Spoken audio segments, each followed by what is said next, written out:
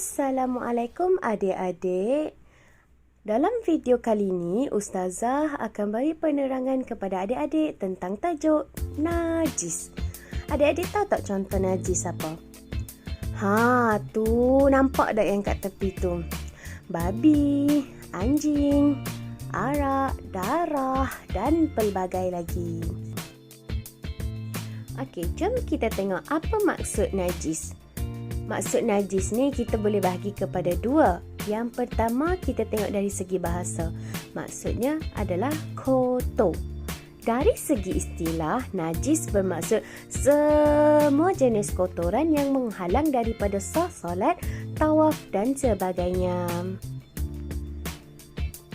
Okey adik-adik, kita masuk topik seterusnya iaitu pembahagian jenis-jenis najis. Adik-adik tahu tak najis ada berapa? Najis ada 3. Yang pertama, najis yang ringan atau kita sebut sebagai najis muqaffafah. Yang kedua, najis berat mughallazah. Dan yang ketiga, najis sederhana mutawassitah. Kita tengok najis yang pertama iaitu najis muqaffafah. Najis muqaffafah ialah najis yang ringan. Kategori najis yang pertama. Okey, contohnya najis ringan ialah najis air kencing budak lelaki, kanak-kanak lelaki yang berumur 2 tahun ke bawah dan hanya minum susu ibunya sahaja.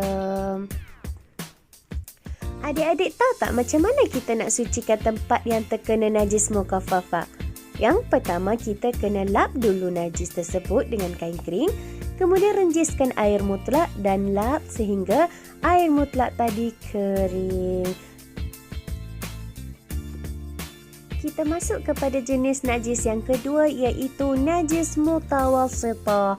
Najis mutawassitah adalah najis sederhana, iaitu najis yang selain daripada najis muqaffafah dan najis mughallazah. Adik-adik tahu tak apa contoh-contoh najis mutawassitah? Najis mutawassitah ni najis yang kebanyakannya ada di sekeliling kita.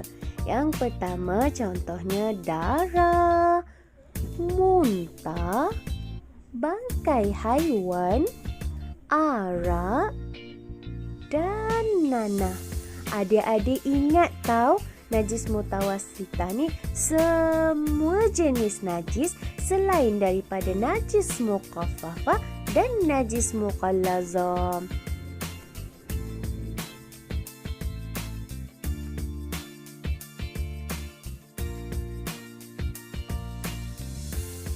Macam mana cara kita nak sucikan tempat yang terkena najis mutawassitah tu?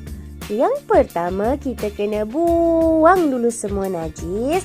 Kemudian basuh dengan air mutlak sehingga adik-adik dah tak nampak warna najis, dah hilang bau dan rasa.